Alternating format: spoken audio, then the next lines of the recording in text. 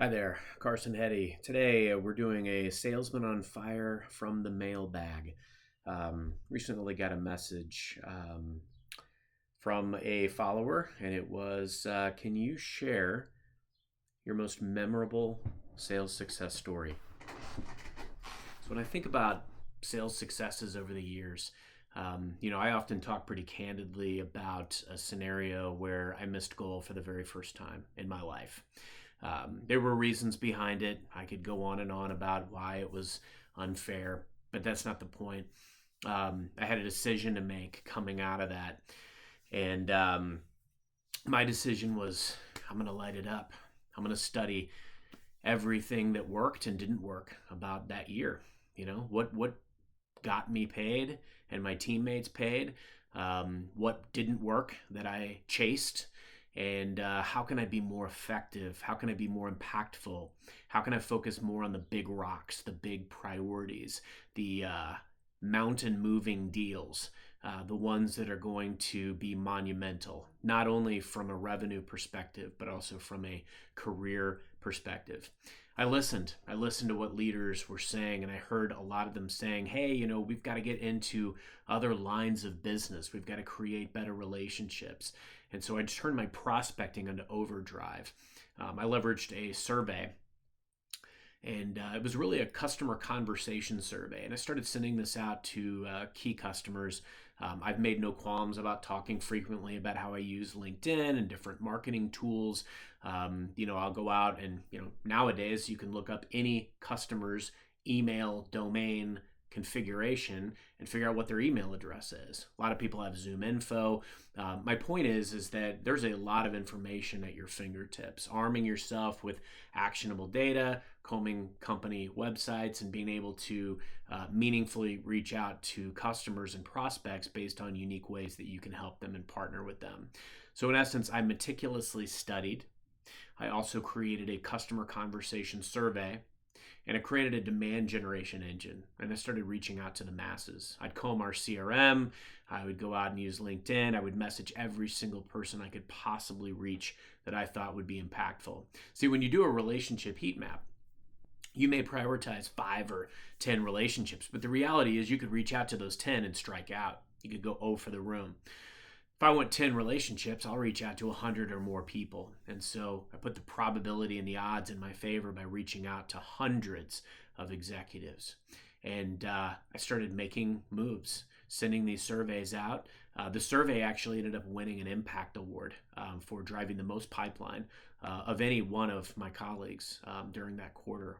So that was impactful. But the sales success that sits out to me the most that year was actually a customer that quote unquote got demoted. I was in the mid-size business, mid-size commercial, and there was a customer that quote unquote got demoted from enterprise. The enterprise team had chased a big agreement with these folks for years, and I made it my mission to see it through to fruition. So, reaching out, making sure I had the right relationships, making sure I had the right army of people with me. That included some other partner vendors, that included the right internal team, that included the right narrative, and it was a great year. Really learned how to capitalize on upcoming scheduled milestones, making sure that I was aligned with plenty of time, because there's no such time as too much time to sell something. I made sure I was very well proactively and intentionally aligned with any scheduled upcoming events like renewals and anniversaries, making sure my army, my team was aligned in order to be able to proactively engage. Made sure I was a lot of times the role that I serve, the value that I bring to customers is demystifying all of the resources that I can bring to bear. And then going out and creating relationships and helping them understand how I can best evangelize for them, how I can best internally sell on their behalf and be their advocate. That is the greatest value I bring to a client. So this was a situation where we lit it up. From a deals perspective, from a numbers perspective, it was already a great year. This deal would have been the cherry on top, though. And it took every bit of that entire year to get it done. And in the final moments, even after literally earlier that week sitting down in a conference room with all these folks and feeling like we were at a point where we were going to get this thing done, I've got a friend of mine in the business, and he likes to say, for every $1 million that's tacked on to a deal, there is one more massive hurdle that you're going to face in the final throes of the deal. And it is so true. As you inch closer and closer to the end zone, something always goes awry. And how you deal with these constant catastrophic events is ultimately going to define your destiny. Well, we were coming up on it was the summer, and there were people that were vacationing, and it was the end of our fiscal year. And literally on the final day where this deal had to get done on that day, I'm sitting there on pins and needles. I get a message earlier that day from the person signing this deal that they felt that based on some changes that had transpired, that they didn't get the full amount of investment that they thought that they should get or were entitled to. Negotiation, obviously. But furthermore, that we had hit a threshold in their mind of where they had one more step and they were going to have to take this to the board.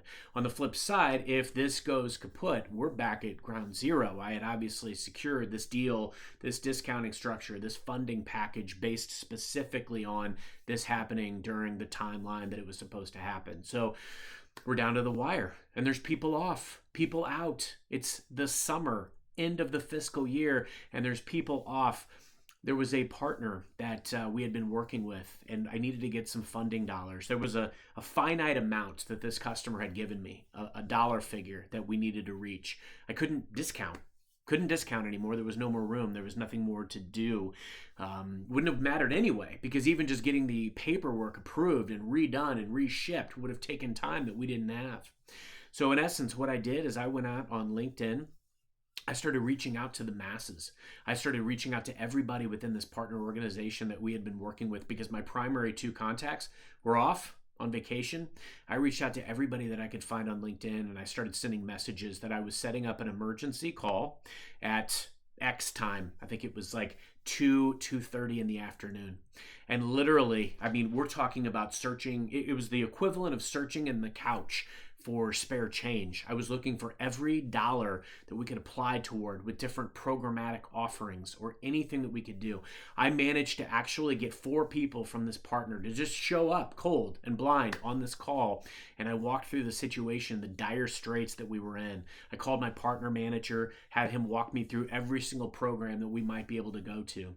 And then in the end, I was able to go back to this senior executive and say, hey, this is where we are.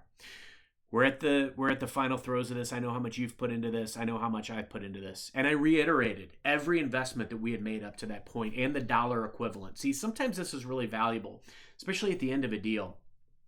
There's negotiation happening, right? And there's this expectation that we're just going to give and give and give more. But the reality is sometimes there's a ton of value in reiterating all of the value that's been given up to this point. So I reiterated all of these things that we had done throughout this year-long journey, all of the investments, the workshops that we invested in, the dollar equivalent, the personnel hours, and all these things. But then I finally closed with, and I was able to conjure up, and it was actually 3 times the dollar figure that I have line of sight to put in for if this happens today. You tell me where we're going. So the clock is ticking. And at 4:38 p.m. on the last business day of the year, I get an email from my partner vendor that said they got the purchase order. And I will tell you that will always stick out to me as this defining triumphant moment. I think I even played the song "We Are the Champions" by Queen. My boss calls me and I'm walking around in jubilation. And I won the biggest award in our company that year, after the biggest humiliation of my career, where I had 1 foot out the door. So that sticks out to me as the greatest sales success, is mounting a massive comeback after being counted out. And it turned into the greatest catalyst for everything that has happened since. What's your greatest sales success? See you next time.